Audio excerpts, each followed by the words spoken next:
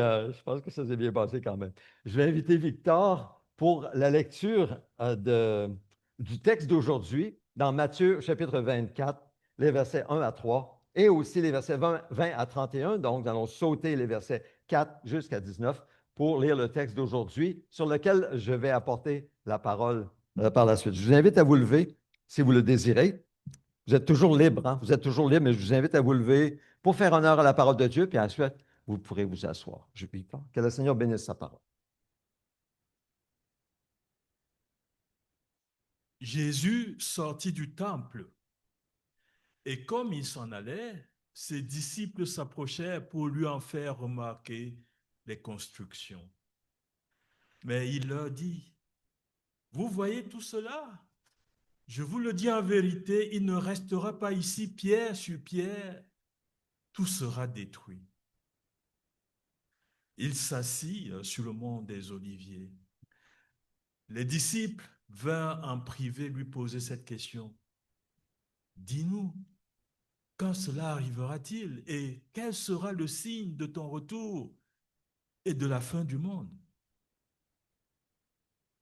Priez pour que votre fuite n'arrive pas en hiver, ni un jour de sabbat, car alors la détresse sera si grande qu'il n'y en a pas eu de pareil depuis le commencement du monde jusqu'à présent, et qu'il n'y en aura jamais plus.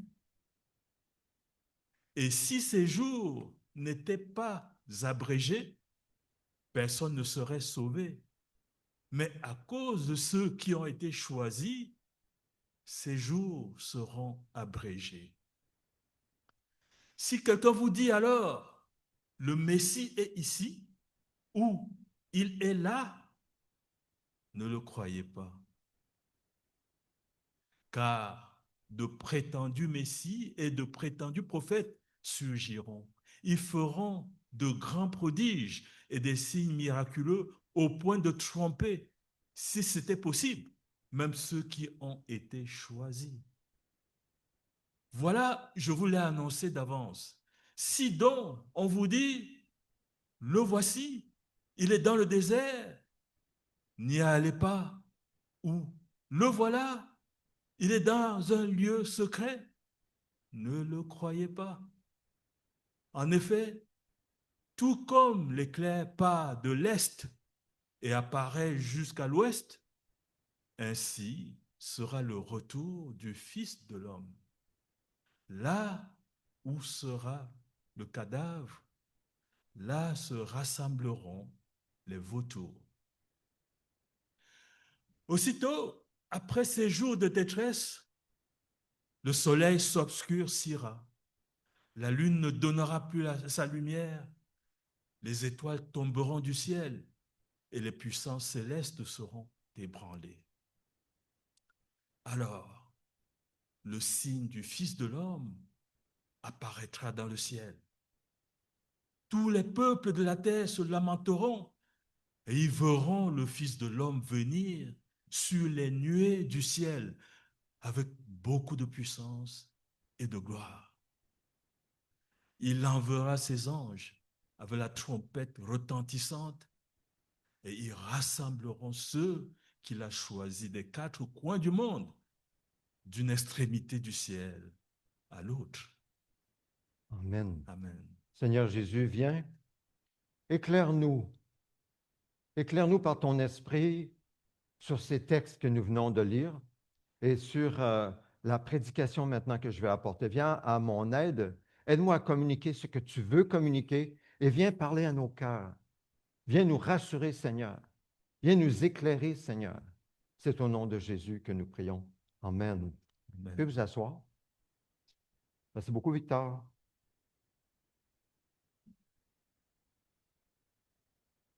Alors, nous poursuivons cette série sur la fin des temps et l'éternité. Et aujourd'hui, nous posons la question par rapport au retour de Jésus. Il a eu lieu en l'an 70 ou est-ce plutôt une bienheureuse espérance? Est-ce qu'il est déjà revenu, Jésus, en l'an 70 ou attendons-nous encore son retour? Alors, en l'an 70, que s'est-il passé? La destruction de Jérusalem. Je vais en parler dans quelques instants. Ce fut pour les Juifs un jugement historique qui a été annoncé par Jésus, la destruction de Jérusalem en l'an 70, mais elle ne constitue pas son retour glorieux. Celui-ci demeure encore notre bienheureuse espérance. Alors, je veux développer ce thème parce qu'il y a des gens qui enseignent que Jésus est déjà revenu, parce que l'Esprit de Dieu est déjà descendu. Alors, étant donné que c'est l'Esprit de Jésus, on dit qu'il est déjà revenu dans les années, les premières années de notre ère.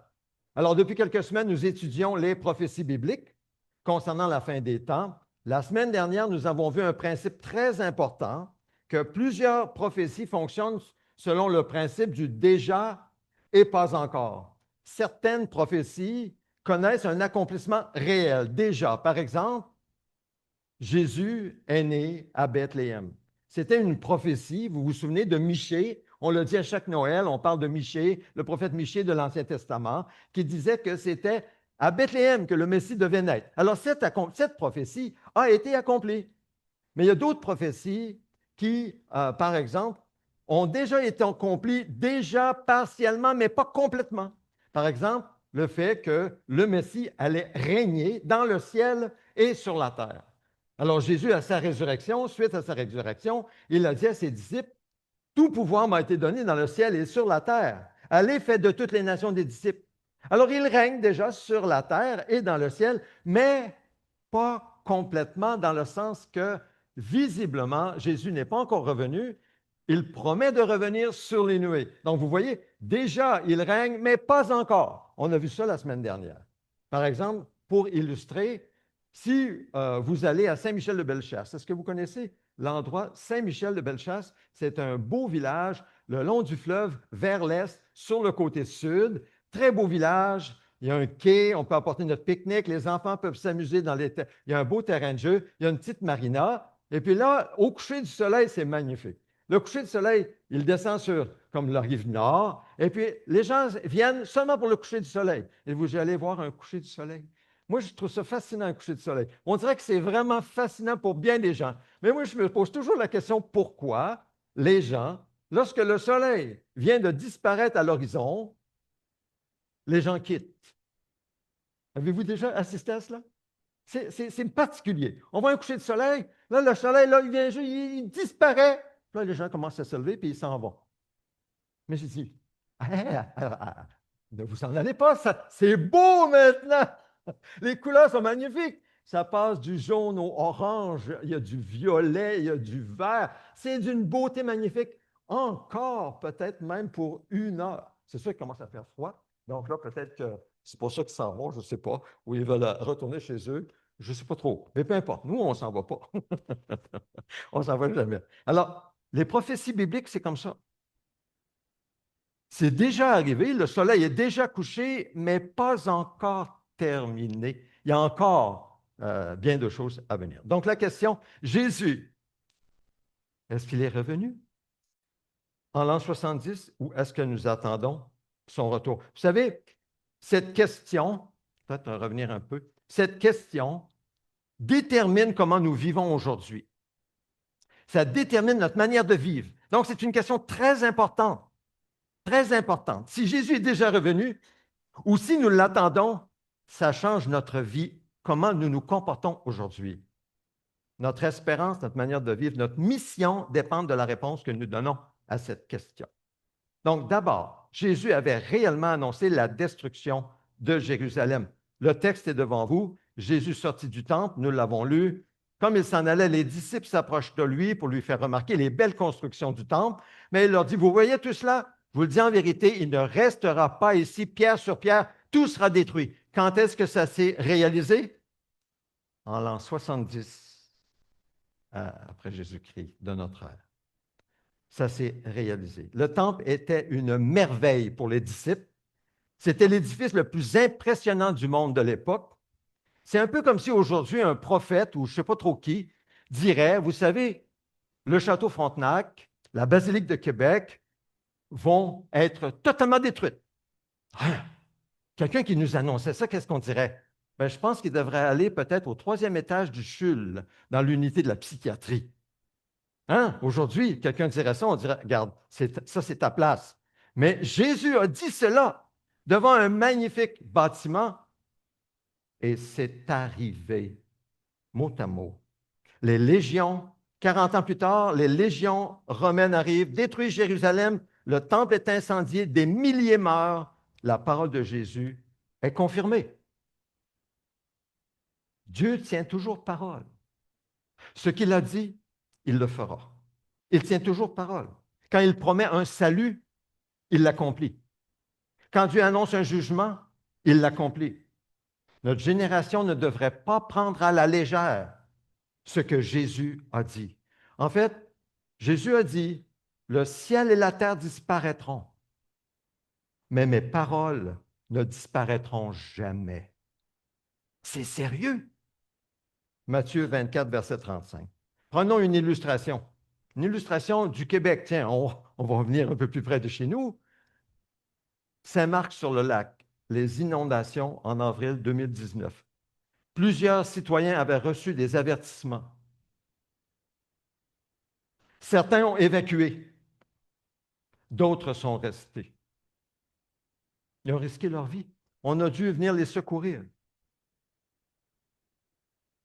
Quand la digue a cédé, c'était trop tard.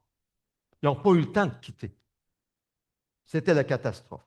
Alors, les avertissements que Dieu nous donne dans sa parole ne sont pas là pour nous faire peur. Non, mais c'est pour nous avertir.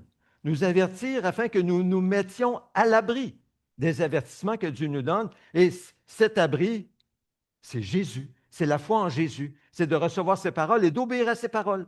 C'est de répondre à l'appel de Jésus. Deuxièmement, Jésus, en l'an 70, n'a pas accompli tout ce que Jésus avait annoncé. Donc, après ces jours de détresse, le soleil s'obscurcira, Jésus, il dit, la lune ne donnera plus sa lumière, les étoiles tomberont du ciel, les puissances célestes seront ébranlées. Alors le signe du Fils de l'homme apparaîtra dans le ciel. C'est ce que Jésus dit. Remarquez bien ce que Jésus, il dit, il débute en disant, après ces jours de détresse. Après ces jours de détresse. Alors viennent ensuite 4 grands événements. Le soleil s'obscurcit, les puissances célestes sont ébranlées, le Fils de l'homme apparaît et toutes les nations le voient. La question, est-ce que c'est arrivé en 70, cela? D'après vous? Personne saint d'esprit n'a vu Jésus apparaître sur les nuées, sauf Jean dans sa vision sur l'île de Patmos et Daniel dans l'Ancien Testament. Mais c'était des visions. C'était des visions, c'est-à-dire que ce n'est pas arrivé réellement, tangiblement, visiblement. Non, ce n'est pas encore arrivé. L'univers n'a pas été bouleversé en l'an 70. Les croyants n'ont pas été ressuscités. Les anges n'ont pas rassemblé les élus des 80. Vous voyez, ça ne s'est pas réalisé en 70. Donc, ça veut dire que ça va venir plus tard. C'est le déjà et pas encore. L'an 70, c'est un accomplissement réel du jugement de Dieu, annoncé par Jésus, mais il demeure incomplet. L'an 70, c'est le déjà. Le retour visible de Jésus, c'est le pas encore. Et nous sommes entre les deux, encore aujourd'hui. Plusieurs parmi vous, vous venez de pays très éloignés. Hein? Vous connaissez ce que ça veut dire. Une famille obtient son visa. Ah, c'est la joie. Mais le père ou la mère, peut-être la femme et ses enfants, demeurent encore dans le pays d'origine. Mais le processus a commencé. Hein? La promesse est réelle, la réunion familiale n'est pas encore complète. Mais le processus est engagé. Il en est ainsi avec le royaume de Dieu. Le royaume de Dieu, c'est la même chose. Christ règne déjà, mais pas encore visiblement sur la terre, à Jérusalem, comme un jour ce sera le cas. Troisièmement, les apôtres. Ils attendaient encore un retour visible. Il est écrit que, comme ils avaient les regards fixés vers le ciel pendant qu'ils s'en allaient, hein, Jésus est monté au ciel sur une nuée. Alors, 2 hommes habillés de blanc leur apparurent et dirent, Hommes de Galilée, pourquoi restez-vous à regarder le ciel? Ce Jésus qui a été enlevé du ciel du milieu de vous, au ciel du milieu de vous, reviendra de la même manière que vous l'avez vu aller au ciel. Ces 2 hommes habillés de blanc, c'est qui?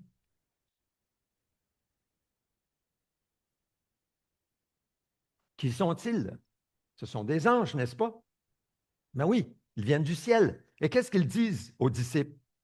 Comme s'il y avait besoin de deux anges pour leur dire clairement, ce Jésus que vous avez vu monter au ciel reviendra de la même manière. Visiblement, sur une nuée, il descendra de la même manière. C'est ce que les anges disent. Corporellement, exactement de la même manière. Puis Paul va ajouter le texte que nous avons lu au début de cette célébration aujourd'hui, dans 1 Thessaloniciens 4. Il dit, nous ne voulons pas, frères et sœurs, que vous soyez dans l'ignorance au sujet de ceux qui sont morts, afin que vous ne soyez pas dans la tristesse, comme les autres, qui n'ont pas d'espérance. En effet, si nous croyons que Jésus est mort et qu'il est ressuscité, nous croyons aussi que Dieu ramènera par Jésus et avec lui ceux qui sont morts. Voici ce que nous vous déclarons d'après la parole du Seigneur. Nous, les vivants, restés pour le retour du Seigneur, nous ne devancerons pas ceux qui sont morts. En effet, le Seigneur lui-même a un signal donné à la voix d'un archange, au son de la trompette de Dieu, descendra du ciel, et ceux qui sont morts en Christ ressusciteront d'abord. Ensuite, nous qui serons encore en vie, nous serons tous ensemble enlevés avec eux sur des nuées à la rencontre du Seigneur dans les airs, et ainsi nous serons toujours avec le Seigneur. Encouragez-vous donc les uns les autres par ces paroles. Est-ce que ça vous semble invraisemblable que nous monterions à la rencontre du Seigneur dans les airs? Est-ce que ça vous semble invraisemblable qu'une vierge puisse donner naissance? On parle de miracles que Dieu seul peut faire. Il les a annoncés d'avance. Il les accomplira. Qu'est-ce que dit Paul ici dans ce texte que je viens de lire? Il dit que le Seigneur Jésus descendra du ciel. Il y aura un signal donné, un cri dans le ciel, la voix d'un archange, le chef parmi les anges. Il sera suivi par un puissant coup de tonnerre où on la trompette de Dieu, parfois comparée à un coup de tonnerre. Tous les chrétiens morts ressusciteront. Les chrétiens vivants seront enlevés avec les morts sur des nuages pour rencontrer le Seigneur qui aura déjà entamé sa descente vers la terre. Évidemment, on ne connaît pas la période, on ne connaît pas le combien de temps. Ça appartient à Dieu seul. Il ne faut pas présumer que ça va se faire tout en même temps. Non. On va voir ça, on va examiner ça plus en détail dans les prochaines semaines dans cette série sur la fin des temps. Aujourd'hui, qu'est-ce que j'aimerais que nous puissions saisir? C'est que ces événements ne se sont pas produits en 70 de notre ère. C'est à venir. Et même dans Apocalypse 1, verset 7, il est écrit, « Le voici qui vient avec les nuées, tout œil le verra. Tout œil le verra, pas seulement Jérusalem, pas seulement les Juifs, tout œil le verra. Vous le verrez, je le verrai. Même ceux qui l'ont transpercé et toutes les familles de la terre pleureront amèrement sur lui. Oui, amen. » Notez bien, tout œil le verra. C'est un peu comme si vous allez sur la terrasse du Frein, près du Château Frontenac. Il fait beau, il y a beaucoup de monde, c'est très agréable de marcher sur la terrasse du Frein. Puis imaginez que votre famille est sur un bateau de croisière ou des amis. Et puis, vous attendez le bateau de croisière. Et puis là, vous le voyez pointer à l'horizon et il vient de traverser la pointe de l'île d'Orléans. Vous le voyez arriver. Il arrive, il s'en vient. Vous savez qu'il est là. C'est très réel. Vous le voyez. Mais il n'est pas encore arrivé. C'est un peu la même chose avec Jésus. Déjà, il est venu. Déjà, il règne. Mais pas complètement. Il n'est pas arrivé encore. C'est un peu une image pour nous aider à comprendre ce qui se passe. Maintenant, apportons quelques applications à nos vies, applications pratiques. Pour nous, les croyants, l'application de ce que je viens d'apporter, c'est que nous ne devons jamais perdre notre espérance de son retour. Jésus a promis de revenir, il reviendra, visiblement, corporellement, sur les nuées. Notre souffrance n'aura pas le dernier mot. Il aura le dernier mot. Ce ne sera pas la mort qui aura le dernier mot dans nos vies. C'est lui qui aura le dernier mot. Il s'appelle l'alpha et l'oméga, la première lettre et la dernière lettre de l'alphabet grec. C'est lui qui aura le dernier mot. Maintenant, pour ceux qui souffrent parmi nous, que ce soit une souffrance du cœur ou une souffrance du corps, beaucoup parmi nous viennent de pays marqués par la guerre, la pauvreté, l'instabilité politique. Notre espérance, ce n'est pas un gouvernement meilleur. Notre espérance, ce n'est pas de guérir de nos maladies, de toujours guérir de toutes nos maladies, d'être libérés de nos souffrances. Non, notre espérance, c'est le roi qui revient et qui est parfait et qui nous guérira nos cœurs, qui nous transformera à son image et qui apportera, lui, un gouvernement parfait où l'amour, la paix et la joie régneront pour l'éternité dans nos cœurs si nous appartenons à Dieu, si nous sommes à lui, par Christ, notre Sauveur. Pour toute l'Église, application. Ne passons pas notre temps à deviner les dates, les moments de son retour. Ne passons pas notre temps à cela. Occupons-nous plutôt à partager la parole, à être ses témoins par la puissance du Saint-Esprit, faire des disciples, encourager, nous aimer les uns les autres, prier les uns pour les autres. C'est à cela que nous devons nous occuper. Et si Jésus revient par surprise, parce que c'est par surprise, il va nous trouver en train de faire ce qu'il nous a demandé de faire avant son retour. C'est la meilleure manière pour être prêt. La destruction de Jérusalem prouve, en l'an 70, ça prouve que Jésus avait dit la vérité. Il avait fait une prophétie qui s'est accomplie à la lettre. Vous savez, semble-t-il, le temple de Jérusalem, à l'époque, bâti par Hérode, était brillant. Au soleil, il brillait. Pourquoi? Parce qu'on avait mis de l'or entre les pierres. Il y avait de l'or entre les pierres. Il était magnifique. Donc, qu'est-ce que les Romains ont fait? Bien, ils ont brisé chaque pierre pour aller prendre l'or. C'est pour ça qu'il n'y a pas eu une pierre sur pierre. Ils ont tout rasé. L'or, ils ont ramassé l'or avec eux. Mais cette destruction n'est pas l'accomplissement ultime des promesses de Jésus. Et nous attendons où un jour le ciel s'ouvrira, Jésus descendra, les larmes seront essuyées. Et c'est pourquoi aujourd'hui l'Église dit, Amen, viens Seigneur Jésus. Nous désirons son retour. Mais il ne vient pas encore parce que ce n'est pas encore le temps de Dieu. Parce qu'il a une œuvre à faire par nous. Parce que son Église n'est pas complète. Il veut que tous ceux et celles qui sont appelés à venir au Seigneur répondent ici jusqu'au bout du monde. Alors, si Jésus n'est pas revenu en 70, une autre question se pose.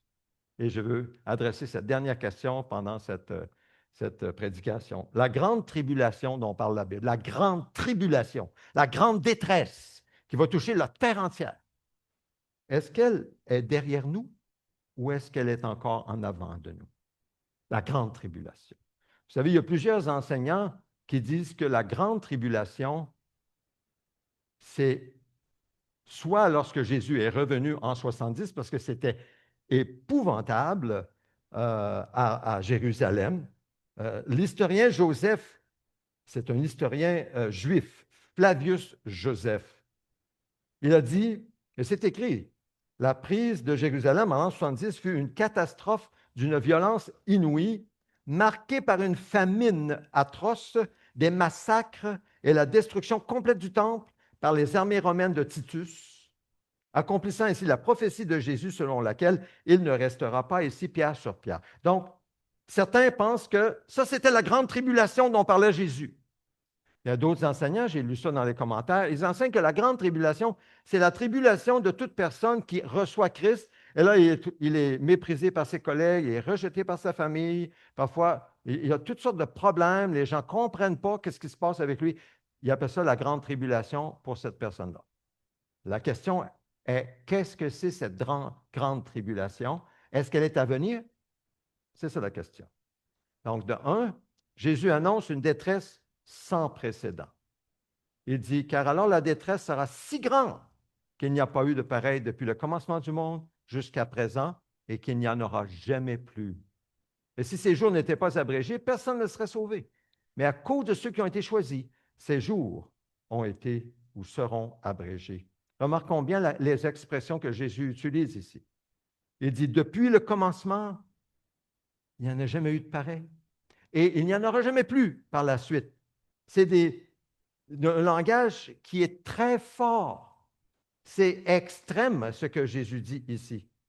Malgré la destruction de Jérusalem, il faut croire qu'il y a une plus grande tribulation qui est à venir. C'est une détresse unique dans toute l'histoire humaine. Ce sera la pire que la terre n'a jamais connue. jusqu'à présent. Quand on regarde ce qui s'est passé lors des deux guerres mondiales, celle de 14-18 et celle de 1945, vous avez des plaques à l'arrière ici, je ne sais pas si vous avez déjà remarqué, ce sont des gens de cette église, Quebec Baptist Church, l'église anglophone, qui ont envoyé des gens sur la plaque qui est à l'arrière sur ma gauche, la guerre 14-18, celle-ci à ma droite, la guerre 1945. Et si vous regardez attentivement, celles où il y a des petites croix, ils sont tombés au combat. Alors, ces deux guerres terribles étaient pires que la prise de Jérusalem et en l'an 70. L'Holocauste, les purges de Staline en Russie, les famines provoquées sous Mao Tse-tung en Chine, les génocides du Rwanda et du Cambodge. Des exemples qui montrent que c'est pire, c'était pire que la prise de Jérusalem, malgré que c'était une tragédie. Alors, ça nous montre que la prophétie de Jésus n'a pas été épuisée par l'événement de l'an 70. Plus près de chez nous. Alors là, c'est presque incomparable, mais quand même, vu que je veux faire une illustration un peu plus près de chez nous, vous avez entendu parler probablement de la tempête du verglas en 1998. Pendant plusieurs jours, tout semblait paralysé dans le sud de Montréal. En plein mois de janvier, pendant 3 semaines, des gens n'avaient pas d'électricité. Pour beaucoup, c'était la pire catastrophe qu'ils avaient jamais connue de leur vie. Mais lorsqu'une personne a vécu un tremblement de terre comme en Haïti, ou bien une guerre civile en Afrique centrale, ou une région dévastée par un tsunami, lorsqu'on l'entend raconter son histoire, nous prenons conscience qu'il y existe toutes sortes de catastrophes, même plus grandes encore que ce qui s'est passé en l'an 70. Donc, vous comprenez le point que je suis en train de faire. La grande tribulation, ce n'est pas ce qui s'est passé en l'an 70. Elle est encore devant nous. Et je vais vous démontrer pourquoi. Ne banalisons jamais les paroles de Jésus. Prenons-les au sérieux. Prenons-les à la lettre, comme elles doivent être prises si elles sont données à la lettre. Et ici, on parle de prendre sa promesse d'une grande tribulation qui vient et qui sera la plus terrible de l'histoire humaine.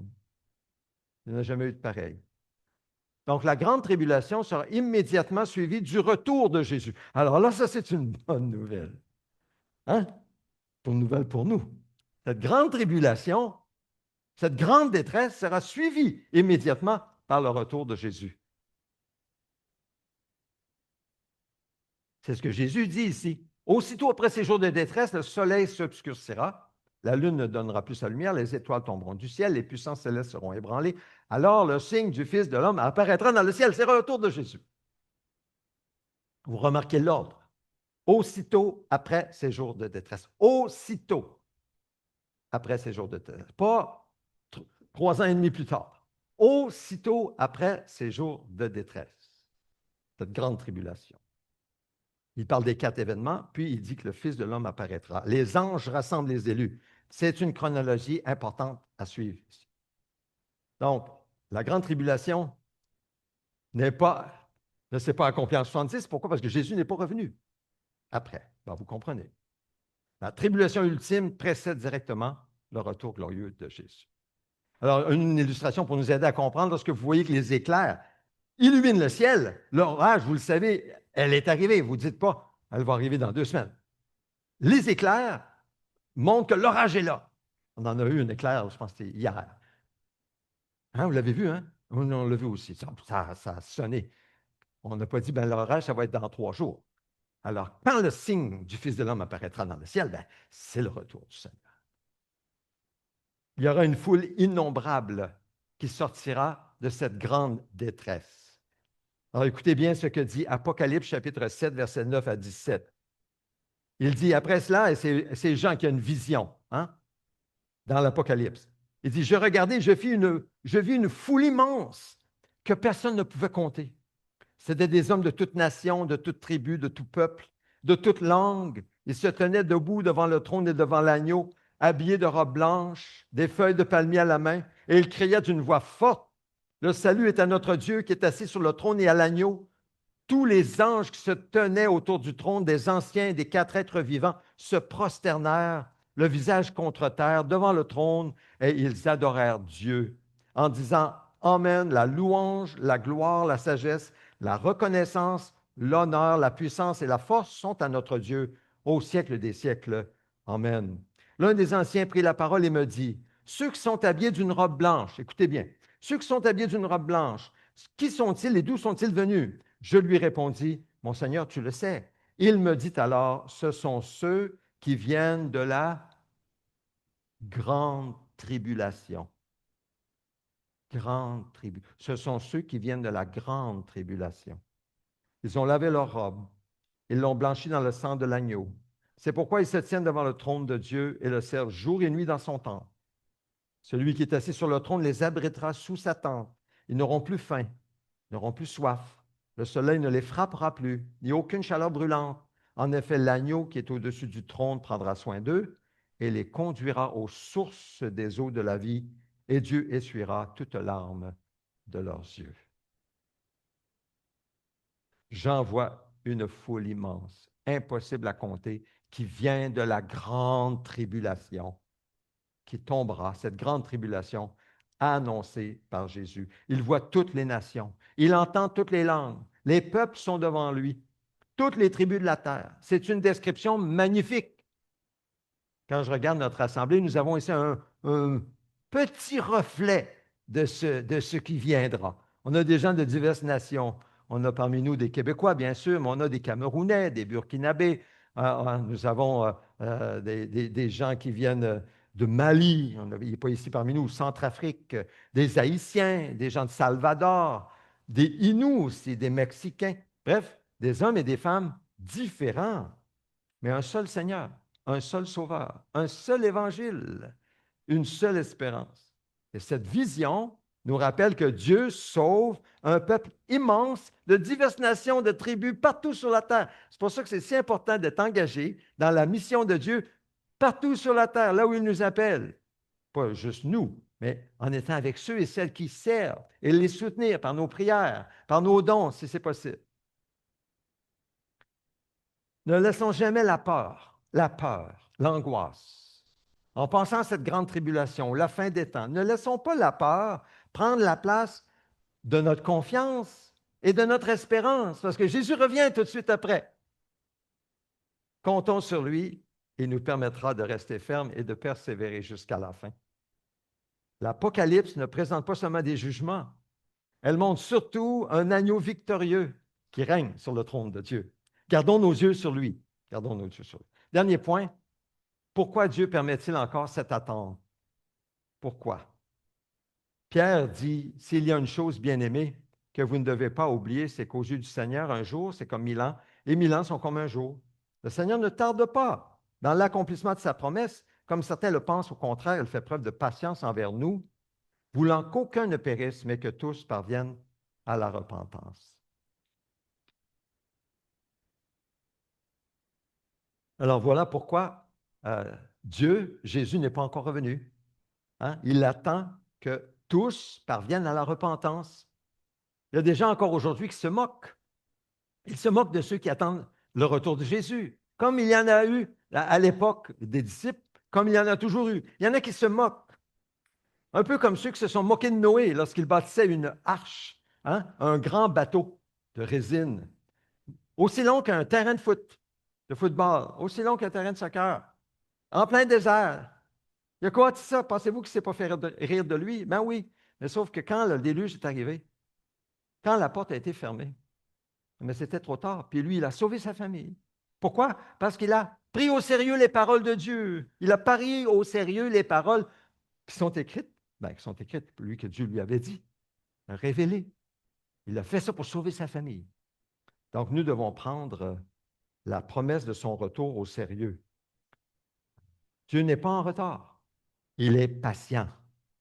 Il attend que ceux à quels les gens qui l'appellent à lui répondent pour venir. La semaine dernière, j'ai donné l'histoire d'un traversier. Lorsque le traversier est prêt à quitter le quai pour traverser, que ce soit de Québec-Lévis, Le capitaine attend parfois quelques secondes. Il regarde s'il n'y a pas personne qui est en train de courir pour peut-être rentrer sur le bateau, puis il attend.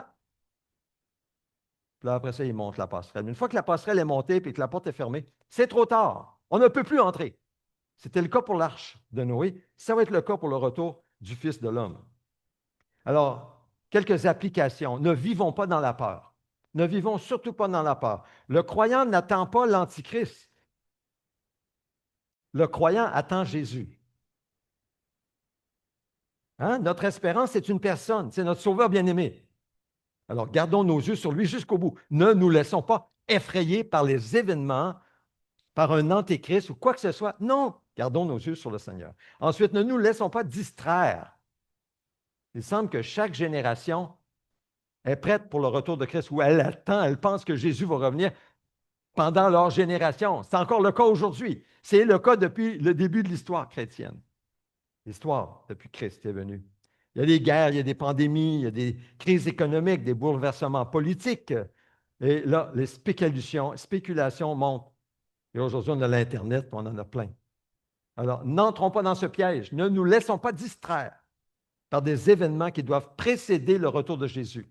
Non, Jésus plutôt nous appelle à la fidélité et à le servir avec amour, en aimant notre prochain, en lui partageant la bonne parole pour qu'il soit sauvé, pour qu'il entre dans l'arche, si on peut dire, qu'il vienne au Seigneur. Et enfin, soyons une Église missionnaire. Notre nom, c'est Alliance chrétienne et missionnaire. Soyons une Église missionnaire. Ce n'est pas le temps de spéculer, c'est le temps de partager la parole, prier, participer à la mission de Dieu, là où Dieu nous place. Parmi nos voisins, là où Dieu peut nous donner des occasions. Et je pourrais vous parler d'une occasion que j'ai eue récemment, mais je ne le ferai pas à cause du temps que j'ai devant moi. Mais parlons d'une manière toute naturelle de l'espérance qui nous habite. En conclusion, aujourd'hui, nous avons vu 7 points importants qui concernent le retour de Jésus, notre bienheureuse espérance, en tant que vrais croyants qui sont en Christ et qui lui appartiennent. Jésus avait réellement annoncé la destruction de Jérusalem. L'an 70 n'a pas accompli tout ce que Jésus avait annoncé.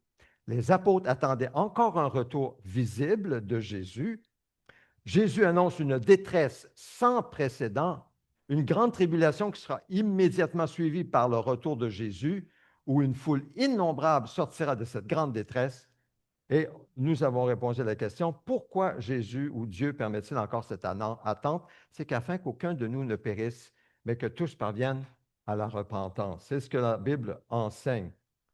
La Bible ne nous demande pas de vivre dans l'obsession des événements de la fin.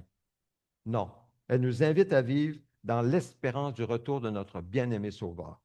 Il est là, elle est là, on peut dire notre obsession, si je peux utiliser ce mot-là. Sur Jésus, l'attente de Jésus, l'obéissance à sa parole et à sa douce voix dans nos cœurs. Il y a des jours difficiles qui viendront. Jésus l'a annoncé, il nous l'a dit, pas pour nous faire peur, pour que nous soyons à l'abri. Et son abri, c'est lui, de demeurer en lui. C'est un surabri. Notre regard n'est pas fixé sur la tribulation, il est fixé sur Jésus qui revient.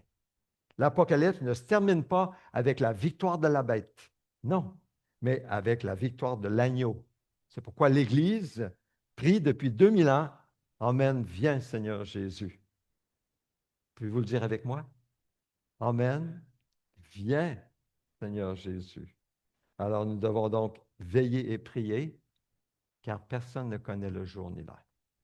Que le Seigneur bénisse sa parole dans nos cœurs. Prenons quelques instants de silence pour répondre à chacun de nous, dans nos cœurs, à ce que nous semblons recevoir de l'Esprit de Dieu. S'il y a une parole qui vous touche en particulier, répondez dans vos cœurs, tout naturellement, à ce qui est monté dans votre cœur depuis le début de ce culte.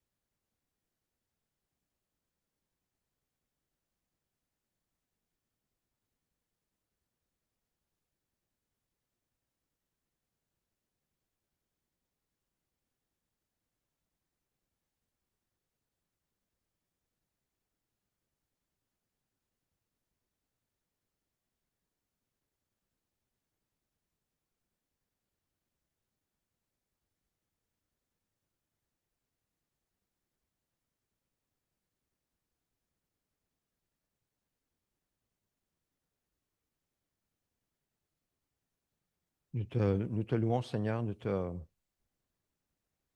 remercions de lire dans nos cœurs, d'entendre même nos pensées. Car rien ne t'est caché. Seigneur, tu entends, tu vois notre foi en toi. Tu connais nos besoins car tu vois déjà l'avenir. Seigneur, tu as dit à tes disciples que votre cœur ne se trouble pas. Croyez en Dieu, croyez en moi. Nous croyons en toi, Jésus. Nous savons que ton esprit nous habite par la foi en Jésus-Christ et ton esprit sera toujours avec nous. C'est toi, notre force, c'est toi qui nous donneras de persévérer jusqu'à la fin. Nous avons notre foi en toi et notre confiance en toi, Seigneur. Aide-nous par ton esprit maintenant à faire ce que tu nous appelles à faire, aimer notre prochain comme nous-mêmes, l'aimer jusqu'à lui établir des relations de confiance pour lui annoncer ta bonne parole, l'espérance que nous avons dans nos cœurs. Aimer nos frères et sœurs dans le Seigneur, non pas seulement en parole, mais en action et en vérité, comme ses frères et sœurs de l'Église Boyer-Boyer, par exemple, et d'autres ici parmi nous. Mais par-dessus tout, Seigneur, t'aimer toi de tout notre cœur. Merci pour ton œuvre dans chacune de nos vies. C'est toi qui nous délivres de nos péchés, de nos idoles, de nos faux dieux, si on peut dire. C'est toi qui fais ce travail dans nos cœurs pour que notre cœur soit tout entier à toi. Parce que c'est comme ça que tu nous as créés, tu as voulu cela. Parce que tu nous as aimés de tout ton être et tu attends que nous t'aimions en retour de tout notre être dans un amour parfait, dans l'union de deux êtres par ton Saint-Esprit. Seigneur, nous partageons maintenant le repas, ton repas, dans lequel tu as appelé ce pain ton corps et ce jus ton sang.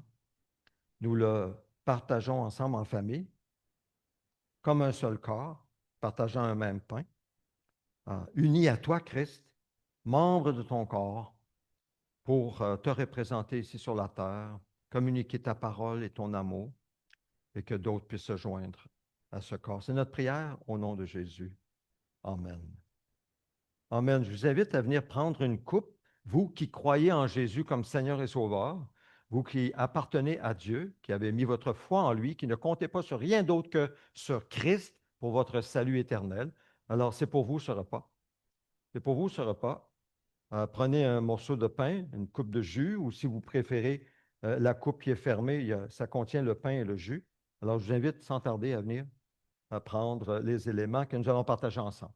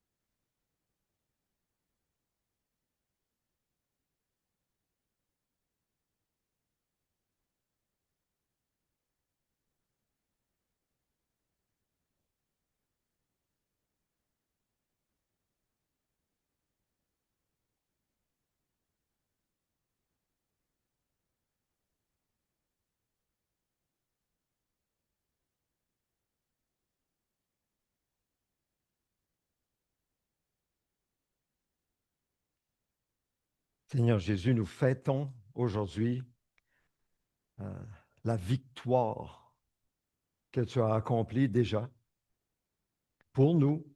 Et nous partageons ce pain et ce jus en démontrant que nous sommes unis à toi.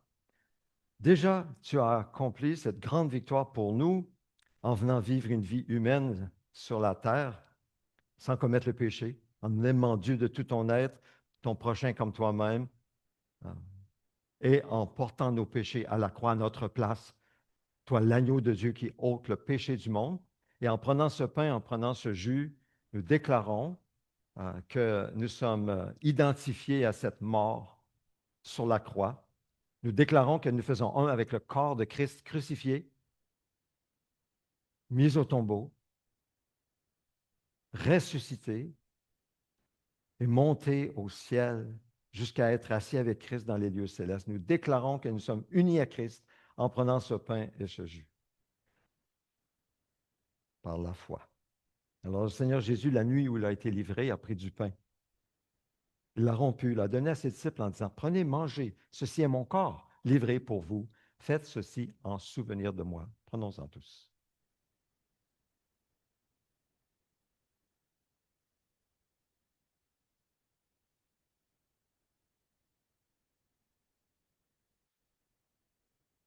Ensuite, il a pris la coupe, l'a distribuée à ses disciples en disant, prenez, buvez-en tous. Ceci est le sang de la nouvelle alliance accompli pour vous. Prenons-en tous.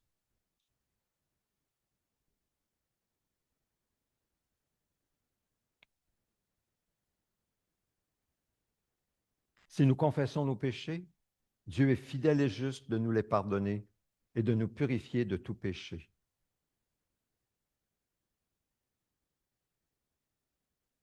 Seigneur, nous te confessons nos péchés, nous les reconnaissons. Merci de les avoir portés à la croix et donne-nous cette force de ne plus les commettre à nouveau par la puissance de ton Saint-Esprit qui nous habite, afin de vivre en communion avec toi et d'être bénéficiaires de tes bénédictions qui augmentent en mesure que nous demeurons en toi, à mesure que le fruit est de plus en plus abondant dans nos vies. Par le Saint-Esprit, ta bénédiction accompagne ta présence dans nos vies. Nous prions, Seigneur Dieu, en te louant, en te remerciant pour Claude Dacuyo qui a trouvé un logement pour sa famille, qui arrive à la fin juillet. Puisses-tu bénir le départ et l'arrivée de son épouse et de son enfant qui viennent du Burkina Faso pour rejoindre leur mari et papa ici à Québec. Seigneur, nous te remercions pour tes soins envers Yvon, pour la biopsie qui a été réussie avec moins de douleur. Nous attendons les résultats et nous prions que tu guérisses Yvon. Parle, dis une parole et que ton serviteur soit guéri. Au nom de Jésus. Merci Seigneur Dieu pour tes guérisons, tes provisions. Je ne mentionnerai pas tout. Seigneur, nous voulons te remercier pour ta fidélité et ta bonté dans chacune de nos vies. Merci Seigneur. Nous prions Seigneur que tu interviennes dans le cœur de ceux qui souffrent afin que tu sois glorifié, que ton règne avance et que ta volonté bonne et parfaite soit faite pour la gloire de ton nom. Nous pensons à Fatou Mata Rosalie qui va accoucher en nous. Nous prions que tu sois avec elle et que tu lui donnes un accouchement sécuritaire pour le bébé, tout comme pour elle. Et nous prions pour ces femmes qui désirent tomber enceintes, afin que tu leur accordes cette grâce en ton temps. Seigneur, éclaire-nous, nous qui avons besoin de tes lumières pour des décisions importantes, pour la sagesse, le discernement. Tu vois, Seigneur, nos défis dont nous faisons face. Nous prions pour ta lumière. Donne-nous par grâce, c'est notre prière, les idées nécessaires, la créativité dont nous avons tous besoin, là où tu nous places, afin que tu sois glorifié là où tu nous places, afin, Seigneur Dieu, que tu sois avec nous partout où nous sommes, tel que tu le promets. C'est notre prière au nom de Jésus. Amen.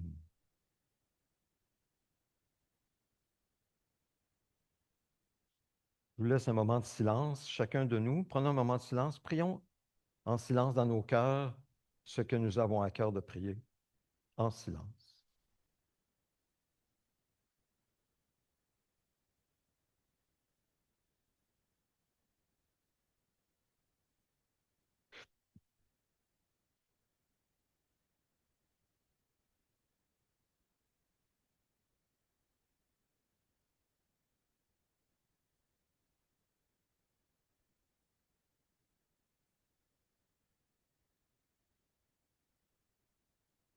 Amen.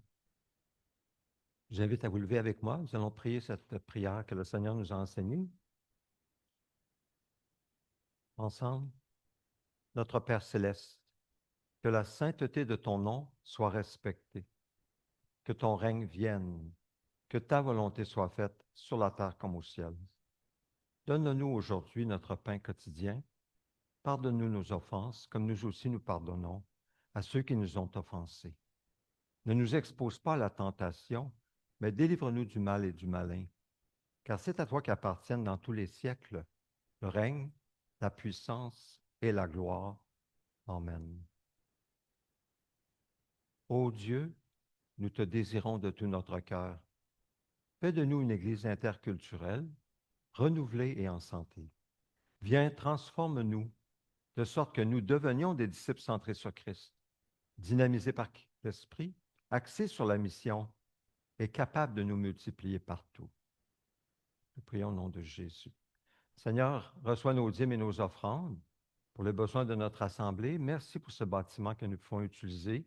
Merci, Seigneur, pour tout ce que nous pouvons vivre ici en Église et aussi les offrandes pour le toit de l'Église Boyer-Boyer.